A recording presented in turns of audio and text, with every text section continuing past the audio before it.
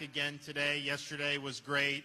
I think many of you saw probably either online or on the news the utility trucks pouring across the Sanibel Causeway.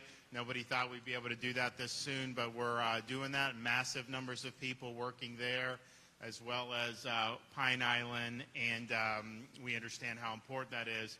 We also, though, understand, and from the time this was just a disturbance by, I think it was probably like at the coast of Colombia or somewhere in South America, we started our mobilization with the state of emergency, which of course people think about, okay, the search and rescue, the power restoration, the food and water, and that's obviously very important, and we worked hard on that.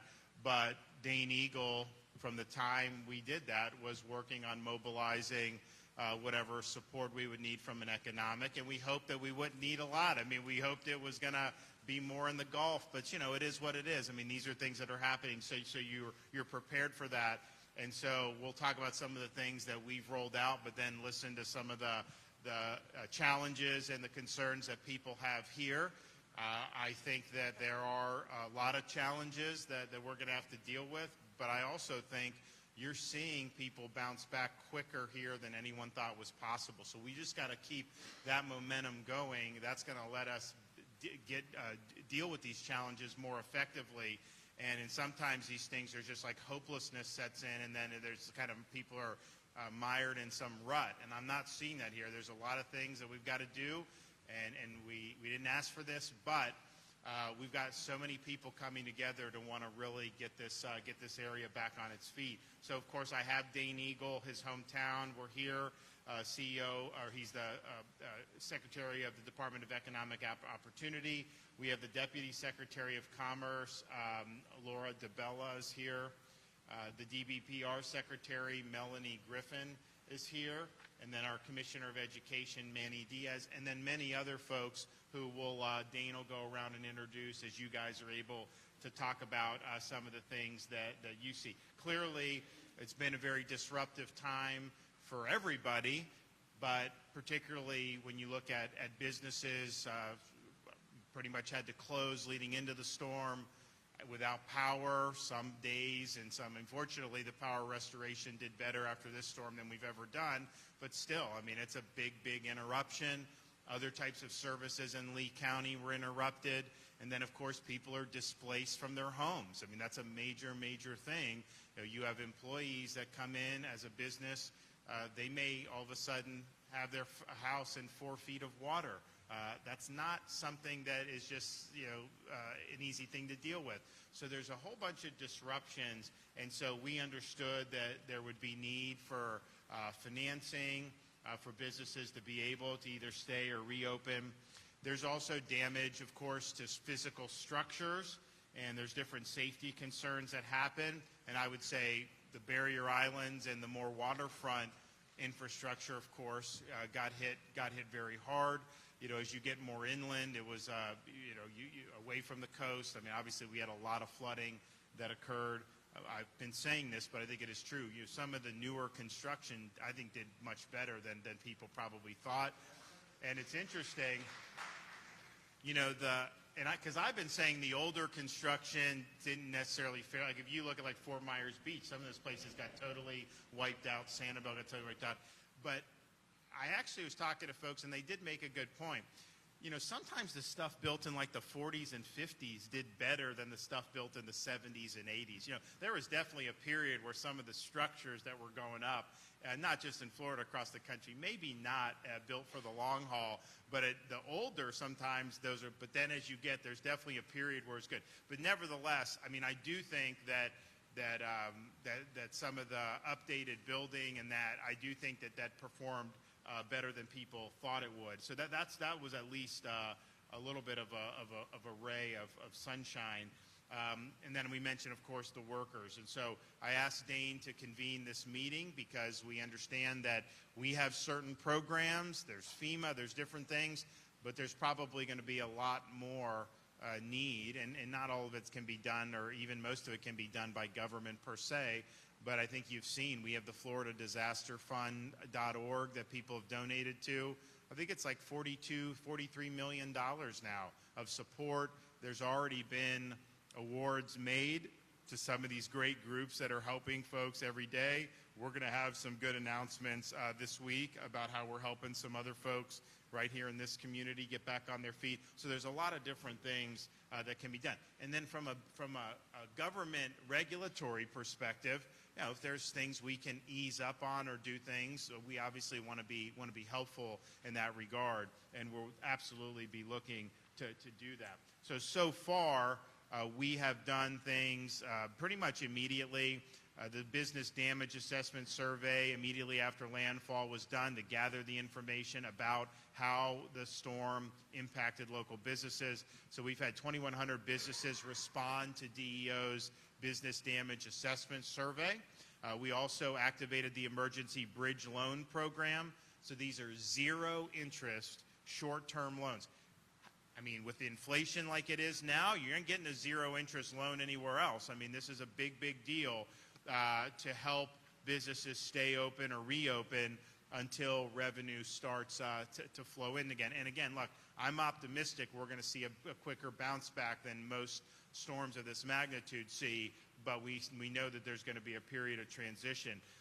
And these loans are important. You can meet payroll, keep your employees there, immediate repairs, whatever you need to get that business going. And we've awarded over 106 awards to businesses already that have been impacted by the storm. So that's millions and millions of dollars. And I know Dane will talk about there's more in the pipeline for folks that have been impacted. We've also opened disaster recovery centers in conjunction with FEMA. Our footprint there is really significant from the state's perspective. We've got DEO, we've got DBPR, Enterprise Florida, Small Business Development Council, Career Source Florida, Small Business Administration, along with FEMA, which is really significant. We're also awaiting federal approval of a $30 million request for the Dislocated Worker Grant Program. This will provide disaster relief employment in the form of temporary jobs to Floridians who were impacted by Hurricane Ian, but we're just waiting on that approval.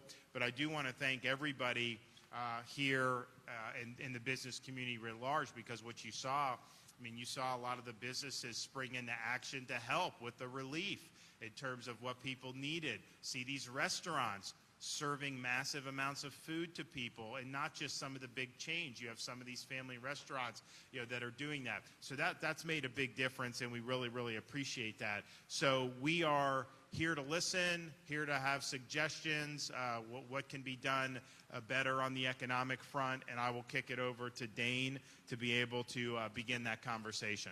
Well, Governor, thank you. I think I speak for all of us as a Southwest Floridian for your work and the First Lady's work and effort and focus on this area. It has been a breath of fresh air. It's a resilient community, and we're going to rebuild, and I know everybody at this table is going to help in doing so, but with your leadership, I know it'll be done quicker and faster than ever. So let's hear from them, but thank you, Governor, for convening this. I want to start with Steve Rye Mercola, who has graciously hosted us. Steve's the CEO here, and he also welcomed twins last week, so he's had more than one storm blow through his household. But Steve, what are you seeing kind of as a general idea as a large employer here in Southwest Florida? How are you feeling? Yeah, thanks again for being here. You know, certainly this has been a lot to digest, and it's kind of a day-by-day thing where you see more and more as far as like what the impacts truly are. You know, we had already been impacted by COVID a lot as far as logistics go, materials, supply. There's a lot of complications that were already kind of sitting there. From what I'm hearing so far, you know, there's been a lot of displacement. We already had a housing crisis here. So you try and plan in the future of like, what's this going to mean, where you've got the displaced people looking for homes. You've got all the people that are trying to move into Florida, thanks to all the success Florida has had, trying to find homes. And then on top of it, we've got all the construction people that are also coming in looking for temporary place as well. So we kind of turned housing crisis into a little bit of a housing chaos, I think. So that's one of the areas of concern that I have. And I think generally with all materials and logistics that have been complicated throughout, this obviously puts a little bit more pressure on that as well. So to me, that's probably one of the things that will be really challenged here is trying to get people's homes fixed, trying to find them homes, the affordability of homes, all that kind of collectively is likely one of my top concerns. And then we've got Marty Harity here and his partner, Mark Marinello. And, of course, they own restaurants along Sanibel, Captiva, and Fort Myers Beach, some of the hardest hit areas. And, of course, you're a large employer as well. What are you seeing, Marty? Well, thank you, Governor, for getting that causeway. I mean, that's our umbilical cord. And I mean, it's miraculous what you've done. Absolutely miraculous. I mean,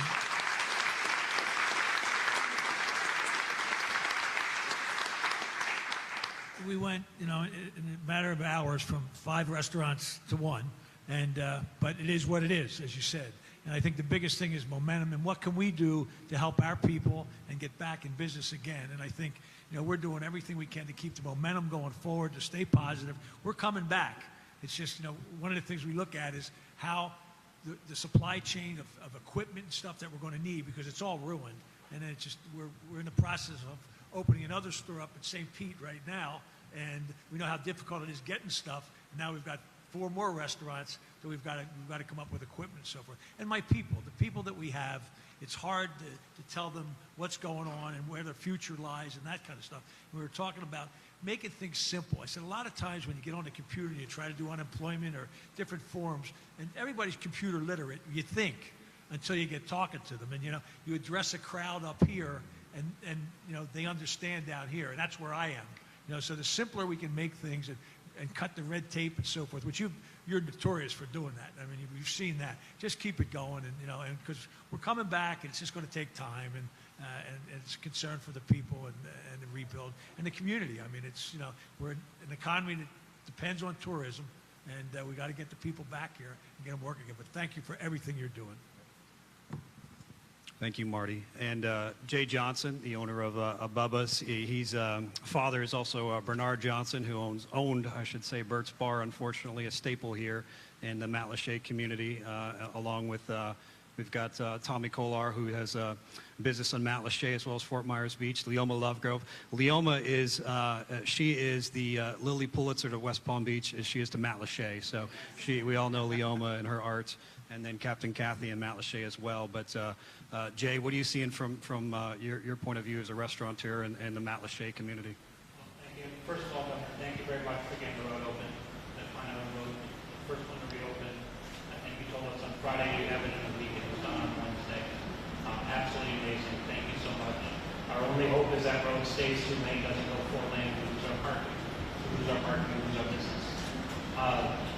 As Marty had mentioned, the tourist industry for us is extremely important, and the part that we want to make sure is taken care of is Florida. Make sure we continue funding that so we can get the tourists back here. Dane had asked me if there was one thing I would want, what would it be? And I said, it's a good season.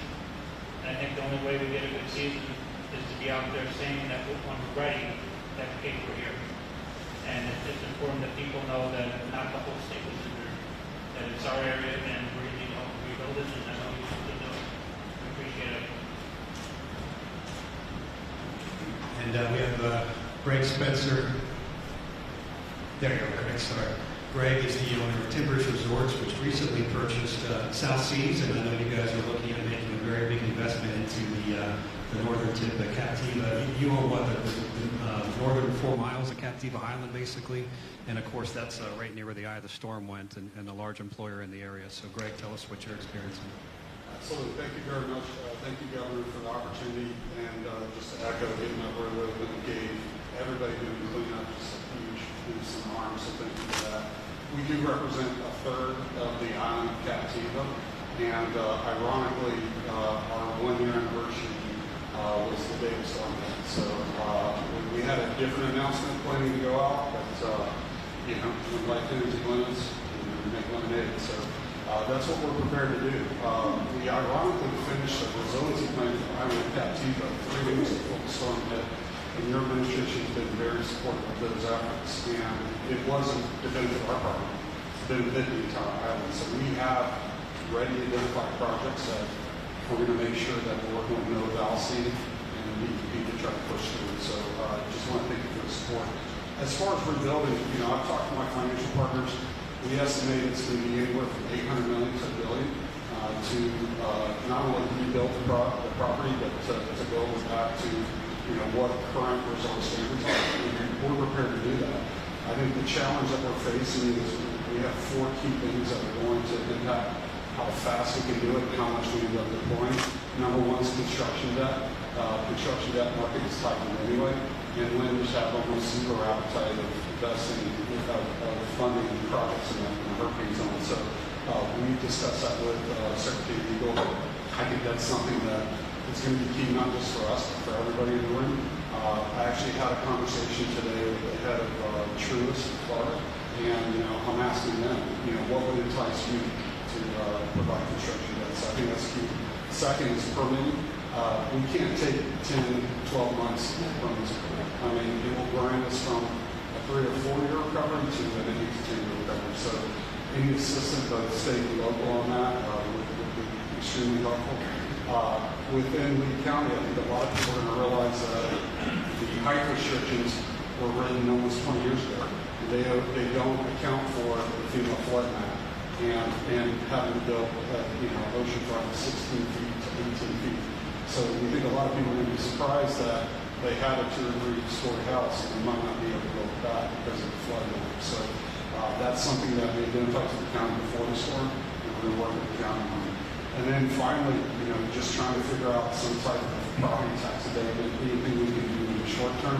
That's not profit to us. That helps us put more people back. We're very proud to say that we're using 100% of our employees to do cleanup.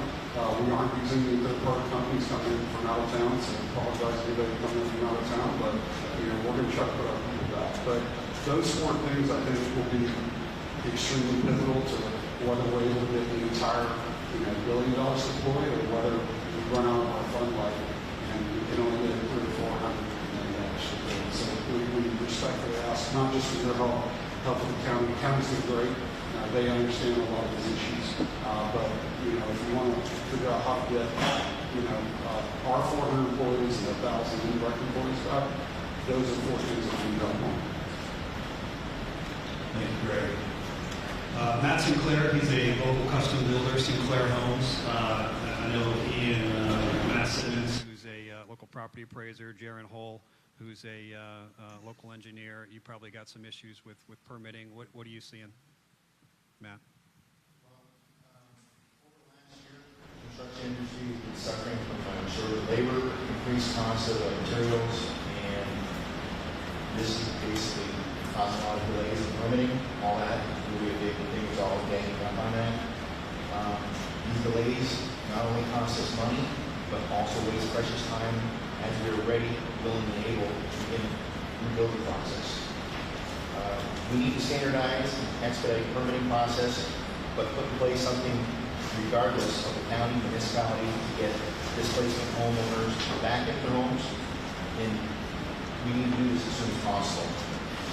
Unfortunately, some municipalities are still weighed down with bureaucracy and red tape, when others are able to get quick turnarounds with over-the-counter permits. We need to find a way for everyone to work together and have the same rules that basically get everything quicker to the builders so we can get everything done. Is that city or county more? I would have to say the city's really tough right now. They brought in a new software over the last year, and it was really technical, and it really turned a lot of things upside down. It turned permits around where they had a great system that was working. We got the permit within 2 to 4 weeks, and now we're like 2 to 4 months for the permit. So it's really brought us behind. There's been a large shortage on labor also, too, I think, trying to staff. And then they got a lot of issues at the city. I think a lot of things are holding back in regards to union. They can only cap pay people so much, which is not allowing for them to bring in the proper people. But everybody's trying to be really patient. It's really difficult. I did speak with the Lee County Building Department.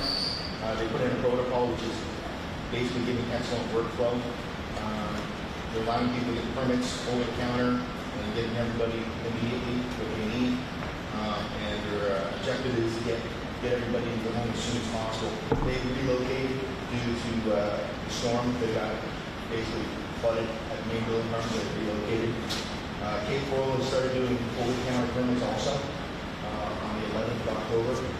And they're working through a processing permits that are existing in place right now, but the city website is down, so we really can't know what's going on. So a lot of people are really frustrated on that. I think it's just more of a staffing issue. There really need more staff, more help with that right there. I've had numerous phone calls from lots of people wanting to come down here to work, but the problem is not enough housing, and that's just a really big problem. We're going to be suffering with that overall, no matter what. I do want to thank you, though. You gave us a great gas break. You actually literally see that pump. $20, that means a lot to a lot of people all the way around. And when you got 10, 20 trucks, and you're not stopped on the road, it's a huge, huge thing. I also want to thank you for getting the bridge built. It was a great, great thing. I was on the island a week from Sunday, and there was a lot of people really, really, really wanting it. So I want to thank you for that. It's a very resilient area here. Everybody's ready to go. Everybody's going to work hard, and it's going to be a long fight, but we're going to get through it. And I want to thank you for hearing our concerns. Thank you, Matt. Robbie Ropestorp, she is the president of Edison National Bank, which is a local bank. We don't see many of those anymore, but it's a testament to her leadership. And she was on Sanibel as well. So what do you see on Sanibel and what do you see in the financial community? Well, I haven't been through Sanibel except to my house and back by boat, and that's not pretty. But I've touched base with all the banks, and the good news is all the banks in the Fort Myers market have a bank to service their customers. So that's the really good news. On Sanibel, unfortunately not. I've spoken with the two big banks, Chase and Wells Fargo. They really haven't been able to assess their situation. The other community bank is actually doing some business in the parking lot because customers need to get in their safe deposit boxes. He had minimal damage compared to our office damage, and I just cannot, from a liability standpoint, let anyone in until such time as it's safe. And so, Governor, first thing that we need is, I was ecstatic to see all of those utility buses go across because we were leaving our house and looking over there and thought it was a mirage, I'm telling you. I didn't think they were on that big bridge, but there they all were. But we have invested in a huge generator. If I could get the generator people, and I'm sure there's plenty of places on Sanibel that have generators, but they may be flooded out or they just may need gas. That's a priority. And then we're not as dependent, and let the electricity trucks work on residential areas. And then the other thing is commercial restoration. Just my house, I was showing Marty some of the mold pictures. I just can't even imagine what's happening in our bank. I need to get our commercial restoration people in there. If I could get those two things in there, then we can be self-independent in servicing customers to get into safe deposit and do limited cash transactions. I have also spoken with a lot of small businesses, and they need to make payroll. First and foremost, they're scared and concerned to death about it. It took them a long time to get employees to come back to work. They finally got them working. They got good people. They were affected in their place of where they rent. They now don't have a job. They're going to leave us if we don't get them on a good payroll. So in order to help them, I would love to see our EDO office locally do like we did in the Charlie days and pull a meeting of a representative from every bank to go over these programs and to give us the shortcuts of how we can do them quick and easy to fund. If I know all the other bankers are like us, we'll set up escrow accounts to make sure that the money gets applied to the subcontractors, et cetera, et cetera. So there's just ways to do this that I think we can all get creative on. And I was happy to see I was not going to be the only one to also bring up my county may kick me out of the county. But because the second thing I'm going to say there is people do not need to get their tax notices in November and see what their taxes were based on their beautiful properties prior to this storm. It's going to be devastating for people. So if those notices could be deferred until after they do reassessments or do some abatements or forbearance or something, that's just going to be devastating to people who's lost their income, lost their roof, and now they they get a property tax notice. So. Yeah, we're going to do at the state level, we will take action on there. We're working through exactly what all we can do. I think probably in terms of, relinquishing it, I think the legislature would probably have to come in and ratify if we put it on hold. But, I think there's a bunch of stuff on the table. So we're working through that. So we will definitely do something so people can rest assured that there'll be accommodations. Well, I hated to say these things because you've done so much for us. Yeah. And how I wanted to close was you need to tell us what we can do to help you help us. Okay. Okay. Well, look, I mean, I think it's just a desire to bounce back as quickly as possible. I mean, we're working hard. I mean, when you have a storm like this, of course, the first thing it hits, and you want to save people and make sure people are safe, of course. Then you want to get the power and the water and all that, and just so that, because there's a lot of people in the community that didn't have catastrophic damage to their homes. So when they have the power and the water, then they're going to be okay.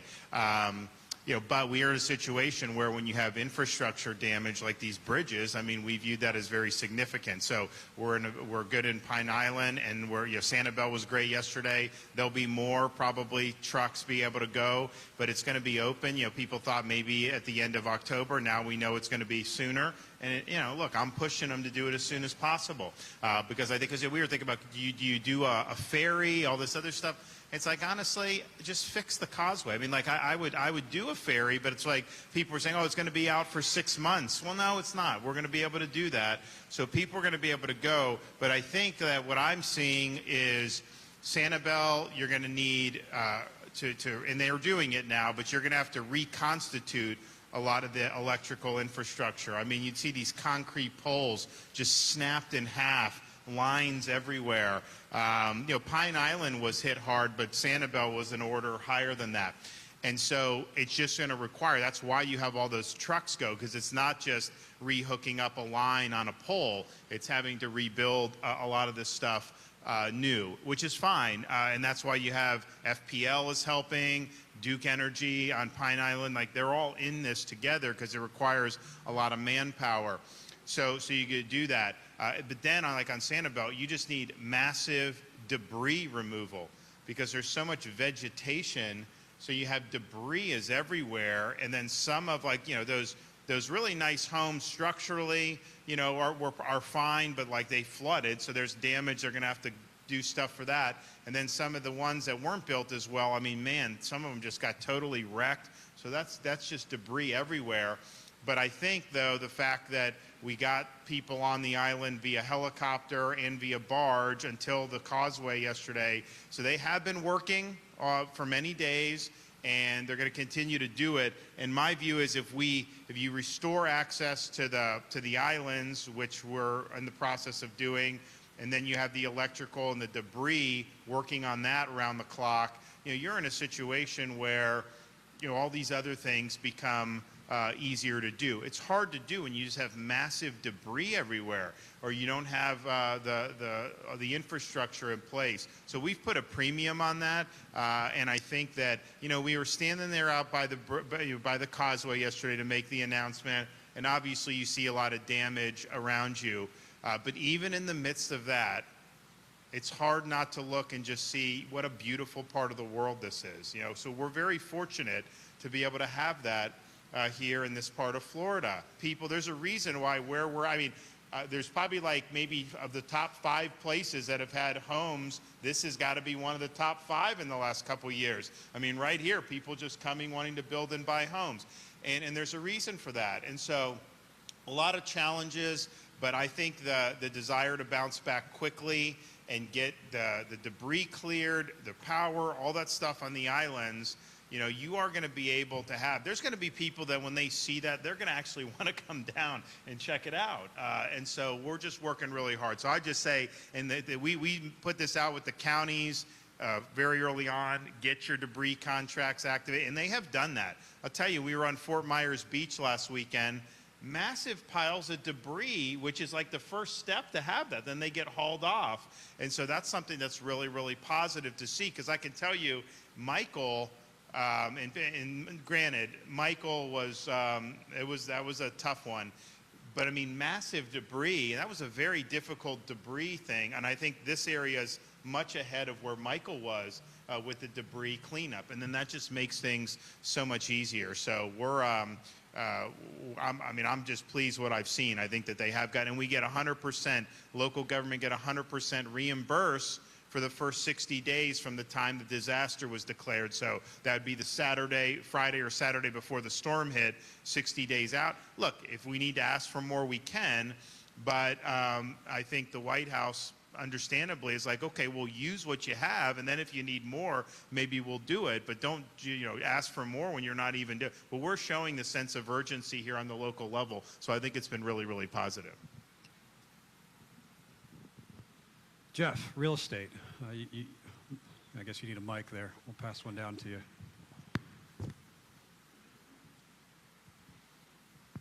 Now, you and your company have been a staple here for a long time. What are you seeing immediately, long term?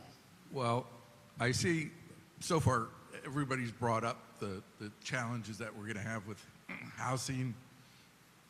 We see a lot of people that are looking for rentals. In our area, it's not one block, it's almost every block. And some of the houses are livable, some of them are not. And when you got some of the older population, they're more worried than others. And really, housing is a big shortage right now. And that's what we're seeing, along with the building prices, the permitting, and all the other things. But we're going to bounce back. You've done an incredible job, and we're just happy you're our governor. Yeah, so on the temporary, so these affected areas have been approved for what's called TSA, Transitional Sheltering Allowance, and that was approved, and Kevin Guthrie can correct me on the exact figure, but I think that was approved at 250% of the per diem rate for this area. So a lot of these hotels are going to be able to offer those rooms, and they're going to do very well.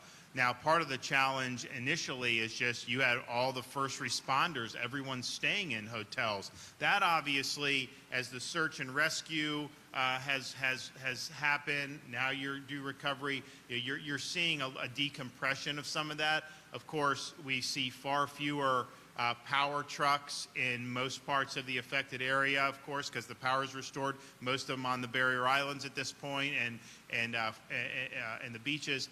So you are going to see that open up more, but there is going to be, to the extent that tourism isn't what it would be in the absence of this storm. A lot of those hotels, and I know Carol has worked to get them to participate, but I mean, they really, from a business perspective, you'll make money doing this. It'll be good for you, and then it gives people the ability, and sometimes, look, the goal is to get a stable situation as soon as possible. But some of the sheltering, I mean, you're talking could be 6 months to a year sometimes, depending on how things are going. There's also FEMA typically runs the housing mission. Kevin Guthrie is working with them about flexibility to maybe let the state do some more innovative things. They can build these like trailer cities almost, and people can go and look, that's better than nothing. But I think a lot of people, if they're rehabbing their house and it's going to take 6 months, they'd rather that trailer just be on their property. You can hook up all the utilities and everything. Now, the problem with that is not all local governments and local communities allow that to happen. And so that's going to be an issue for the county, the city, or whatever. Can somebody in a subdivision that had 4 feet of water, can they just put the trailer like in their front yard while all that stuff's being rehabbed or not? I can tell you the residents generally just want to be on their property. They don't want to be in some random place. But nevertheless, that's going to be something to work through. So all of that is happening. There's going to be a little bit of relief on the hotel side, I think, as the days go on, just because there'll be a decompression of the people that are here helping. But this is on the flip side of that. While they're not doing rescue missions like they were for the first week. You have so many of these private nonprofit groups that are here helping out. This Operation Rubicon, they'll fix your home for you. They help a lot of elderly doing that to clear debris and to do other stuff. So that's good, and there's a lot of manpower here for that. But obviously that creates competition for some of those spots when you're talking about hotels and some of the other rentals. Governor, you mentioned seeing the debris already getting cleaned off of Fort Myers Beach. Tommy Kolar and his family own a restaurant and a hotel. Nomiki has a restaurant there. Tommy, you were telling me you're thinking about opening sooner than I would have thought. What are you experiencing, Tommy?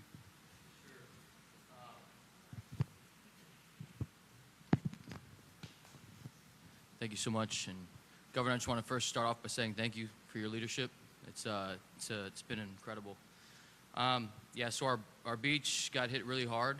Our main focus right now has been cleanup and trying to get our people back to work. So we've offered them all jobs, help clean up and help get the businesses back up and operating.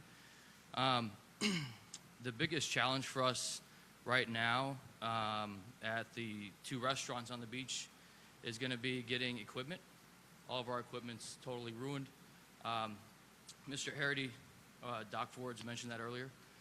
The other major thing is going to be temporary funding to help with the construction costs and the build-out costs of part of the hotel. So I think the bridge program that you implemented is a great first start, but for businesses that are going to require a little bit more capital, it'd be great to see a state-run program that we can get our hands on some capital initially while we fight the insurance companies on our claims. That would be. Is the restaurant itself survive, or did that get ruined too? So, I feel very blessed that everything is still there, but it did get hit quite a bit. All of Times Square basically flushed right into our hotel and the courtyard of our restaurant. So we got beat up pretty bad, but our staff is on the ground right now, help cleaning up and mitigate all of that. And so we'll be in a good place. If we can get our hands on the proper equipment, we could be back and running, in a month and a half, 2 months. Get our people back to work. And that's impressive. I've heard a lot. Tommy, you and then Greg talked about putting your staff to work and cleaning up. That's commendable. And what the governor's done, we have DUA, Disaster Unemployment Assistance, for those that don't have the ability to employ people. We encourage them to use it. We know people out of work to no fault of their own. What the governor's also done is we're waiting on a request, $30 million for dislocated worker grant. So people who don't want to sit and collect unemployment can go to work and help with cleanup efforts. So stay tuned for that. But thanks to the governor's leadership, we are cutting red tape in those areas and making it happen. Captain Kathy represents the captain community. We have quite a lot in the area. You've been on the water quite a bit. What are you seeing? Well, Governor, thank you so much. My family's been on Mount Lachey Island for 45 years. And I've been on the water for 2 weeks tomorrow. And what I have seen is the building of a road. From the first stretch that was built by the National Guard with a ladder horizontal that they got to by kayaks that had floated up in the mangroves to what it is today. And it is such a viable road, bringing supplies and power to our islands. Thank you so much. One of the things I know as a captain, our tourism business on the water is a little different. What you see on the roads is that we see the debris in the water. So whatever was washed out, boats floating and trees and refrigerators and whatever came out of those homes are now obstructions in the water. So on behalf of the other charter captains, that's something that we're concerned about. And I'm running eco and nature tours, so our paradigm is changing a little bit. Our story is changing a little bit. And I'm just so grateful to you for what you're doing in the community. And we know we're going to be back, all of us, because we're Pine Island, Mount Lachey, Southwest Florida strong. Thank you. Hey, Jason, you represent the healthcare industry and the private sector side. You've got patients to service and employees to service. How are you holding up?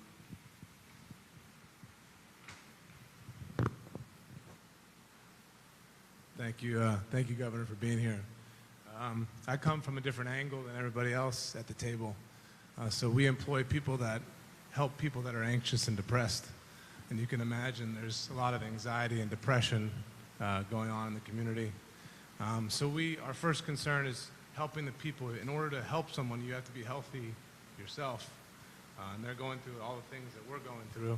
So we need to help them first. But from a legislative perspective, telehealth has been very helpful to us.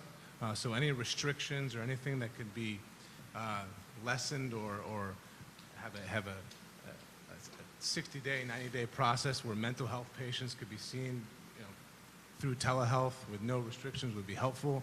A lot of people don't have internet or phone, or a lot of our physical plants are not ruined but not open yet. So anything like that would be helpful to the mental health industry. We don't have to physically examine patients to help them. So anything like that would be very, very, very helpful. What you're doing already has been amazing, so we appreciate it. But the community is sick mentally. Part of our community is, and so we need to be there to help them. Jaron, you've got the mic. Do you want to chat about what you're seeing on the engineering side? I believe you helped with the bridges. Yeah. First, before we talk about infrastructure, just echo something I've seen this week. Folks are really stretched thin right now. I mean, mentally, some physically, exhaustion. The traffic volumes are out of sight.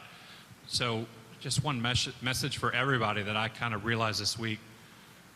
Everybody wants to push and get restored, but we need to give it a little time too. Folks need a little space just to kind of get back to a good spot. And we had to realize that a little bit this week. We were pushing our folks a little too hard. So our business is a transportation infrastructure business primarily. We've been in business for 40 years, and we've seen a lot of hurricane work over the years, Katrina, Ivan, Michael, and so we've got a good experience, Irma, to compare this storm to, and the damage, how widespread the damage of the storm is amazing. It goes from Bradenton to the Everglades. So the process of cleaning up is just massive. But I can tell you we've been out on Sanibel. We're out there today. We've been out there, Matt Lachey, and we've dealt with Florida Department of Transportation all of our career. So we've got a good point of reference for that. A lot of different administrations, both Republican and Democrat. And Governor, I can tell you, you have empowered the Florida Department of Transportation leadership like we have never seen. We have never seen DOT be this empowered. There are 7 districts around the state, and every one of them have people, DOT people, here working on the restoration. That's never happened before. People were asking me about the bridges, and I thought it would be months, and we're in this business. And what you've done to get these bridges opened has never been done before in the state. And the difference is one thing, your leadership.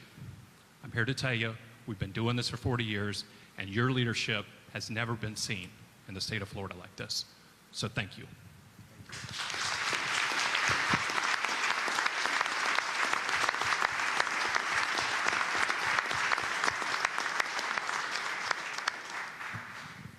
Well, and I know we're stretched for time, but I want to take what you said and just the experience that we've had. You see the governor's, some of his agency heads here, being at the EOC days before the storm was even, we knew it was a real storm, to being on the ground, boots on the ground. The governor has empowered each and every one of us and led and encouraged us to do everything that we can and stretch the boundaries of what we thought would be possible, cutting red tape, making sure we're doing everything within the power that you, the people, have granted him, and then to us to get work done.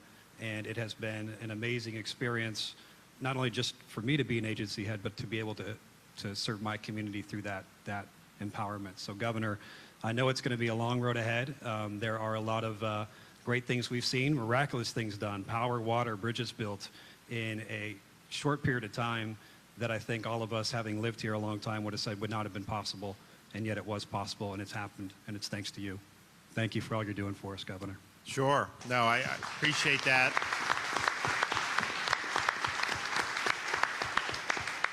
And so I think definitely some of the things that we're hearing, I did mention, on the taxes, we're working on relief there. We are, there's this housing issue with the transitional allowance, but then also whatever FEMA would do, that is all being done. Some of the stuff, the costs and the supply chain, those have been perennial problems in this country, as you know. We've done our part in Florida to try to mitigate that with our ports and everything. But the reality is, we're in a challenging economic environment in terms of supply chain. That's just the reality. If there's things we can do more to push levers in the state, we will do so. But I do think that if this had happened 3 years ago, you're looking at probably a little bit different in terms of how some of this stuff would work. That's just the reality. It's also stuff that people making repairs. I don't know how much more it costs to repair a roof than it did 3 years ago, but it's a lot more, and people see that. So that's where we're at with there. We are looking on some other things. So we have opportunities to do additional funds for workforce training. So if there's new people that you need to train to work, we've got money for that we can put in the field. I also have a job growth grant fund that we can do to help with some of the key infrastructure. Of course, we've put a lot of emphasis on the bridges and the power and everything.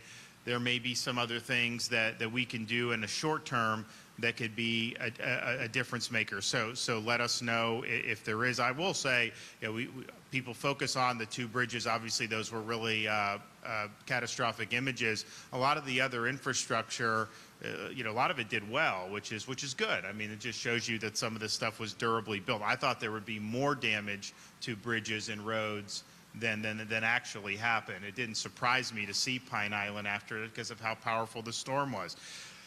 Visit Florida. They are going to be doing economic recovery ads, so that will be coming. And of course, and this is just an issue we deal with in Florida at all. If there's like anything that happens anywhere in Florida, people say, oh, and then they try to act like it's all of the state of Florida.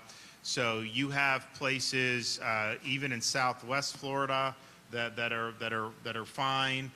You have others, obviously, where there's challenges, but we're going to make that message clear. But also, I want to be advertising about the affected areas as soon as possible. We don't want to do it right now because we're still getting stuff, but as soon as that is, and I think, honestly, there's going to be opportunities because I think people, when they see these bridges, people are scratching their heads. They're like, wait a minute.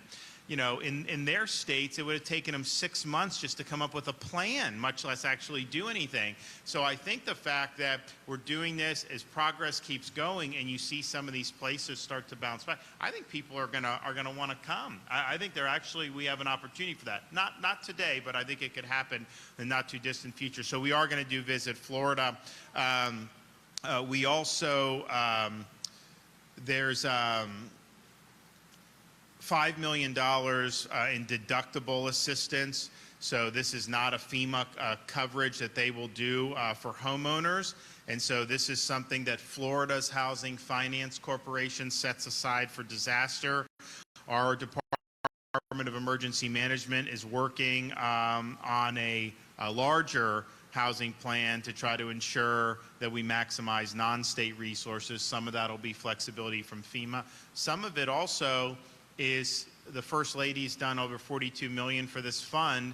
We're going to be rolling out some stuff today with some pretty big charities where, if they're law enforcement focused, they'll go in and make repairs for law enforcement or firefighters that have been displaced and be able to get in there and do it. So this is going to be something that I think we can do an awful lot of. I did mention the dislocated worker grants that we're looking at.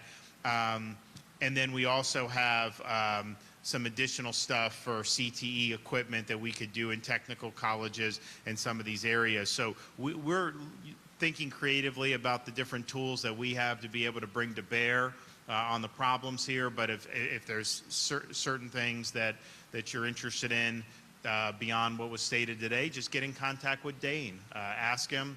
We want to be creative. We'll probably, we've got a lot of tools at our disposal.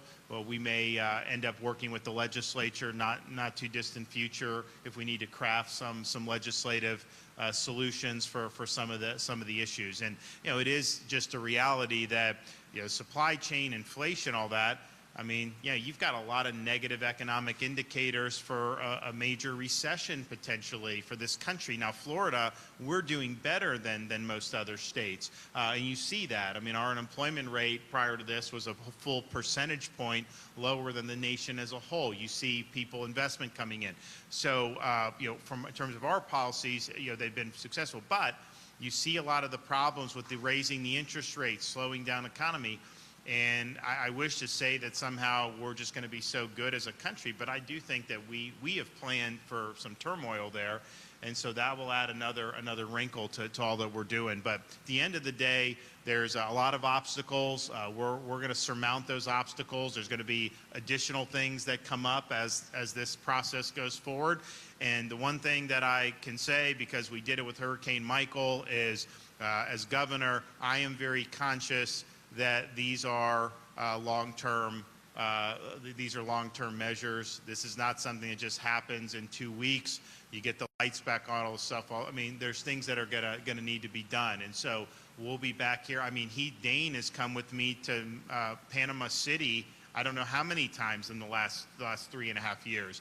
I got Patronus will come. We've got other people coming when we're going to do things for the community, even though no one was talking about Michael outside of that particular area. Nobody is going to be talking about Ian in 2 months outside of people that were actually affected. That's just the way it works. But from the state's perspective, we understand that it doesn't need to be front burner on the news to be important, and we're going to continue to do it regardless of how visible it is in terms of the larger issues that are happening. So that's just our commitment, and we're going to continue to work hard to be able to get it done. So thank you all for coming. Thank you for hanging in there. Thanks for your resilience. And it's a great community. God bless.